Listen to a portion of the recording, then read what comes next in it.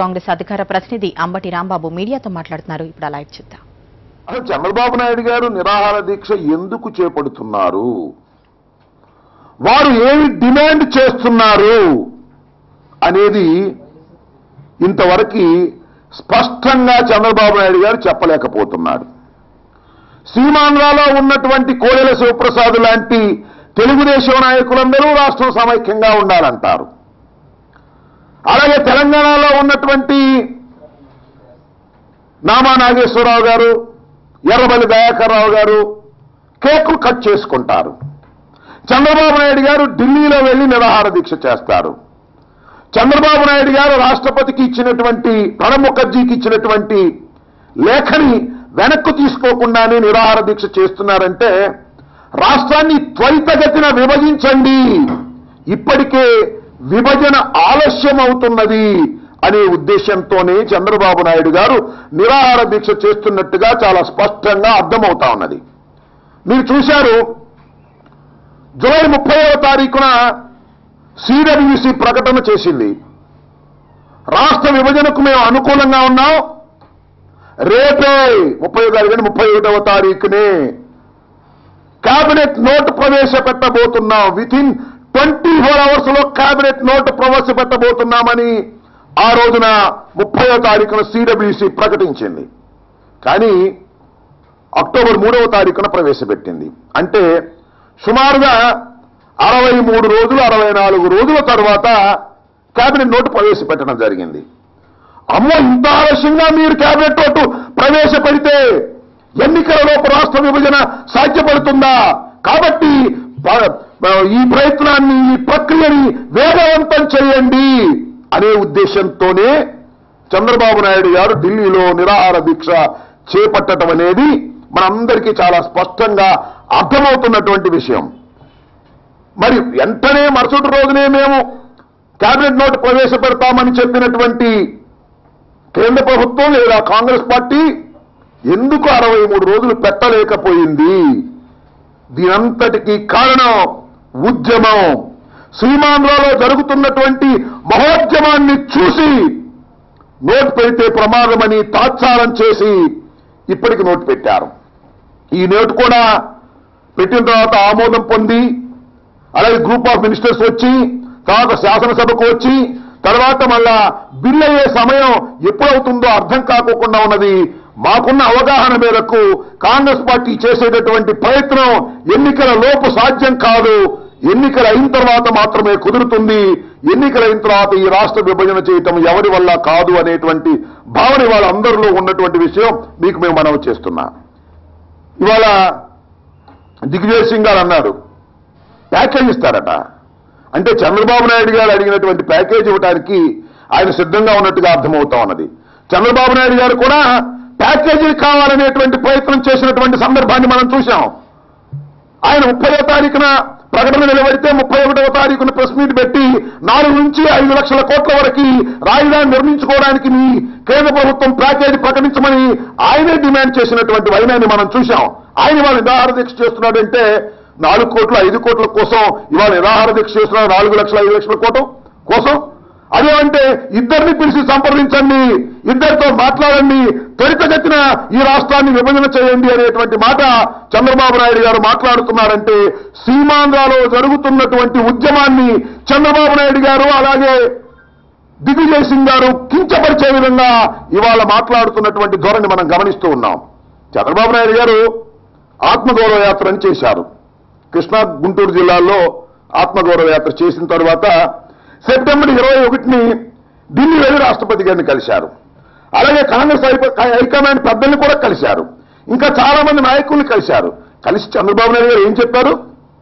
సీమాంధ్రలో నేను తిరిగాను, నేను ఈ రాష్ట్రం విభజన జరగాలని లెటర్ ఇచ్చిన తర్వాత, మీరు ప్రకటన చేసిన తర్వాత నేను సీమాంధ్ర ప్రాంతం అంతా తిరిగాను 2 జిల్లాల్లో, ఎక్కడ నన్ను ఆపలేదు.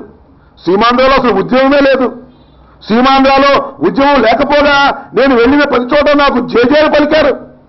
ఎవరు కూడా నన్ను అడ్డుకోలేదు. కాబట్టి సీమాంధ్రలో అసలు ఉద్యమమే లేదని చెప్పినటువంటి దౌర్భాగ్యుడు చంద్రబాబు నాయుడు అవునా కాదా తెలుగుదేశం పార్టీ వారు చెప్పాలని మనం చేస్తున్నా. అక్కడికి వెళ్ళి త్వరితగతిన చేయండి, సీమాంధ్రలో ఉద్యమమే లేదు, కేవలం ఉద్యోగులు మాత్రమే వారు బంద్ చేస్తున్నారు లేదా స్ట్రైక్ లో పాల్గొంటున్నారు. బ్రహ్మాండంగా ఉన్నది అంతా కూడా విభజనకి సీమాంధ్ర ప్రజలు అంగీకరించారనేటువంటి మాట చంద్రబాబు నాయుడు గారు కేంద్ర ప్రభుత్వానికి అలాగే ఢిల్లీలో ఉన్నటువంటి పెద్దలకి చెప్పడం ద్వారానే ఈ నోటు వెలువట్టడం జరిగింది. అయితే ఇంతకాలం నోటు ఎందుకు ఆలస్యం చేశారు? తొందరగా ప్రక్రియ కానివ్వండి, 2014 లోపలే ఈ రాష్ట్ర విభజన చేయండి అనేటువంటి ఉద్దేశంతో చంద్రబాబు నాయుడు గారు సీమాంధ్ర ప్రాంత ప్రజల మనోభావాలకు వ్యతిరేకంగా ఢిల్లీలో ఇవాళ నిరాహార దీక్ష చేస్తున్నాడంటే ఇది కాంగ్రెస్ పార్టీకి చంద్రబాబు నాయుడు గారికి ఏర్పడినటువంటి ఒప్పందం కాదా అని అడుగుతా ఉన్నా. మేమేమంటున్నాం?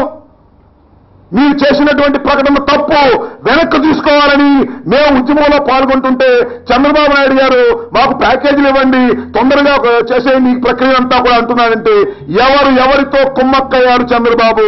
నువ్వు కాంగ్రెస్ పార్టీతో కుమ్మక్కై కాంగ్రెస్ పార్టీ చెబుతున్నట్టుగా నాటకం ఆడుతున్నది నారా చంద్రబాబు నాయుడు. అవునా కాదా ఒక్కసారి ఆలోచించుకోమని ఈ సందర్భంగా మేము చెప్పదలుచుకున్నాం. ఇవాళ దిగ్విజయ్ సింగ్ గారు ఒక మాట మాట్లాడారు. బొత్స సత్యనారాయణ గారి ఇంటి మీద, బొత్స సత్యనారాయణ గారి ఆస్తుల మీద దాడులు జరుగుతూ ఉన్నాయట. ఈ దాడుల్ని అరికట్టవలసిందిగా రాష్ట్ర ముఖ్యమంత్రి గారిని కోరారు. దాడులకు మేమేం అనుకూలం కాదు, దాడులు జరగడం తప్పని కూడా మనం చేస్తున్నాం. అన్నిటికన్నా పెద్ద దాడి సీమాంధ్ర మీద తెలుగుదేశం కాంగ్రెస్ పార్టీలు కలిసి పెద్ద దాడి చేస్తే ఇవాళ రాష్ట్రం అల్లకల్లోలమై సీమాంధ్ర ప్రజలు నడిరోడ్డు మీదకొచ్చి గావు కేకలు వేస్తుంటే పట్టించుకోనటువంటి కేంద్ర ప్రభుత్వం కేవలం మంత్రులు నాయకులు ఆస్తులు కాపాడటం కోసమేనా, లేక సీమాంధ్ర ప్రజల యొక్క మనోభావాలను అర్థం చేసుకునే శక్తి సామర్థ్యం ప్రజాస్వామ్యంలో మీకు లేదా అని అడుగుతా ఉన్నా. లాఠీచార్జీ చేస్తున్నారు, విద్యార్థుల్ని కొడుతున్నారు, టీఆర్ గ్యాస్ పెట్టి పడగొడుతున్నారు. ఇంత ఘోరంగా ఇంత దారుణంగా పోలీసు వ్యవహరిస్తుంటే దాన్ని గురించి మాట్లాడలేదు. మీకు ఓట్లు వేసినటువంటి సీమాంధ్ర ప్రజానీకం ఇన్ని ఇబ్బందుల్లో ఉంటే దాన్ని గురించి మాట్లాడుకోకుండా దిగ్విజయ్ సింగ్ గారు బొత్స సత్యనారాయణ గారి ఆస్తులు కాపాడేందుకు ప్రయత్నం చేస్తున్నారు. తప్పేం లేదు, ప్రయత్నం చేయమనండి. కానీ ఈ దారుణం ఏమిటని అడుగుతా ఉన్నా. ఇంత దారుణంగా వ్యవహరిస్తున్నటువంటి కేంద్ర ప్రభుత్వం, ఇంత దారుణంగా వ్యవహరిస్తున్నటువంటి కేంద్ర ప్రభుత్వానికి ఒత్తాసు పలుకుతున్నటువంటి చంద్రబాబు నాయుడు గారికి తగిన సమయంలో ప్రజలు బుద్ధి చెప్తారు. తప్పనిసరిగా రాబోయే కాలంలో అన్నీ జరుగుతాయని ఈ సందర్భంగా నేను చెప్పదలుచుకున్నాను. ఇంకా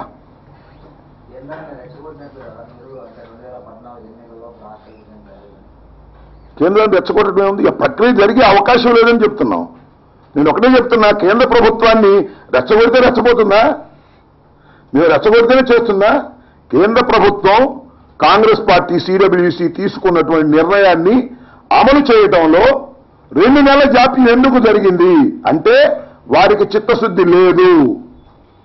చేయాలని ఉన్న ఉద్యమం తీవ్రతరంగా ఉంది కాబట్టి నాకు తెలిసినంత వరకు 2014 లోపు కాంగ్రెస్ పార్టీ చేయాలని తాపత్రయపడుతున్న ప్రొసీజర్ కంప్లీట్ కాదు. 2014 ఎన్నికలు ఉమ్మడి రాష్ట్రంలో జరుగుతాయని మేము విశ్వసిస్తున్నాం.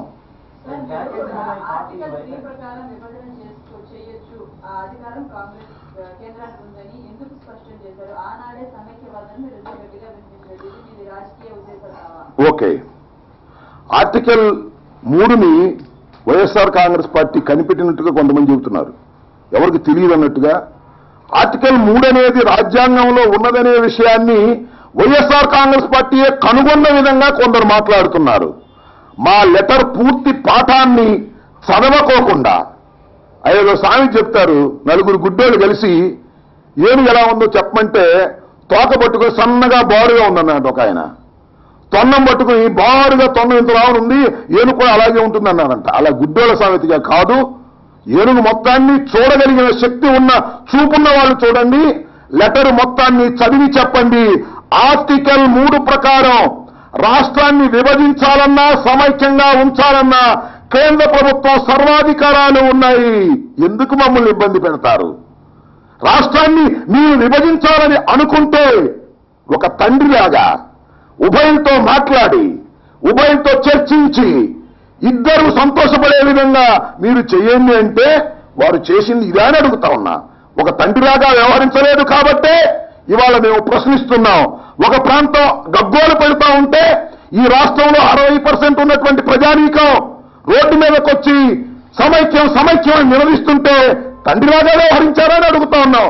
తండ్రిలాగా వ్యవహరించని వ్యక్తులు ఆ ఆర్టికల్ 3ని తీసుకోవడానికి వీల్లేదు. మీరు ఉభయుల్ని సంతోషపెట్టినప్పుడు, ఉభయులు అంగీకారం లేనప్పుడు ఆర్టికల్ 3ని ప్రయోగించడానికి మీకు వీల్లేదు. రాష్ట్రాన్ని సమైక్యంగా ఉంచమని చెప్తున్నాం తప్ప ఏనుగు సామెతలాగా, గుడ్డోళ్లు ఏనుగు సామెతలాగా దయచేసి చేయకండి.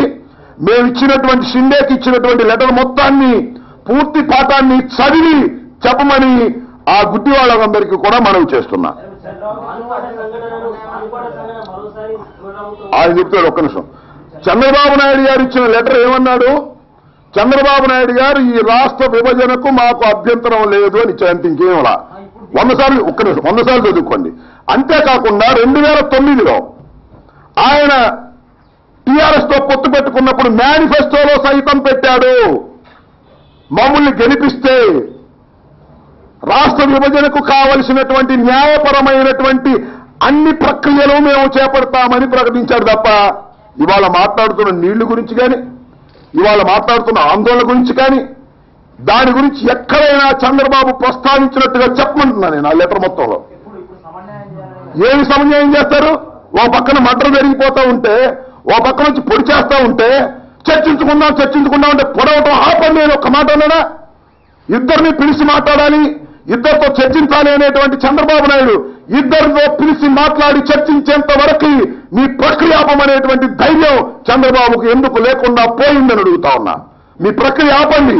ఉభయంని మాట్లాడిన అనలేకపోతున్నాడు ఏంటి చంద్రబాబు నాయుడు గారు? This is the package between Congress and Chandrababu Naidu. Chandrababu graph పెరగడం వల్ల ఈ మధ్యలో చంద్రబాబు మీద విపరీతంగా ఆరోపణలు చేస్తున్నారని కూడా ఉంటుంది. ఒకప్పుడు ఛాంపియన్ గా ఉన్న మీరు ఇప్పుడు మొత్తం చంద్రబాబు ఓన్ చేసుకుంటున్నారు, దాన్ని మైలేజ్ చేసుకునేందుకు మీరు ప్రయత్నం చేస్తున్నారని కూడా మీతో మాట్లాడుతున్నారు. చంద్రబాబు గ్రాఫ్ పెరిగిందా? అదే సీమాంధ్రలో జోకులు ఉన్నారు తమ్ముడు. చంద్రబాబే తలపట్టుకుని కింద మీద పడుతున్నాడు. ఇది నాకు చాలా నవ్వుస్తుంది, నవ్వాలి. చంద్రబాబు గ్రాఫ్ పెరగటం ఏమిటి? చంద్రబాబు ముఖ్యమంత్రి అయిన దగ్గర నుంచి గ్రాఫ్ పడిపోతూ వచ్చింది. ఎక్కడ పడిపోయిందంటే ఇప్పుడు 0 లెవెల్లో ఉంది. దాంతోనే ఈ బాధ అంతా పడతా ఉన్నాడు చంద్రబాబు నాయుడు. మరోసారి చూడాల్సిన పరిస్థితి ఉంటుంది. బహిరంగ సభ పెట్టడం ద్వారా ఇప్పటికే బీజేపీ, టీఆర్ఎస్ మీద ప్రజా సంఘాలని చూద్దాం. అయినా కూడా అంటే రెచ్చగొట్టి కేంద్రానికి తప్పు నివేదిక పంపడానికి ఇట్లాంటి ప్రయత్నం చేస్తారు. చూద్దాం. మేము వారు ఆ మాట అన్నారని మేము ఇంకో మాట అనడం సమంజసం కాదు. ఇది ఆంధ్రప్రదేశ్, హైదరాబాద్ ఆంధ్రప్రదేశ్ రాజధాని. ఆంధ్రప్రదేశ్ రాజధానిలో బహిరంగ సభ పెట్టుకోవడానికి, మా అభిప్రాయాలు చెప్పడానికి హక్కు ఉన్నది. ఆ హక్కుని హరించేటటువంటి శక్తి ఈ ప్రజాస్వామ్యంలో ఏ వ్యక్తికి గాని, ఏ సంస్థకు గాని లేనే లేదు. రాబోయే కాలంలో మీరు చూస్తారు.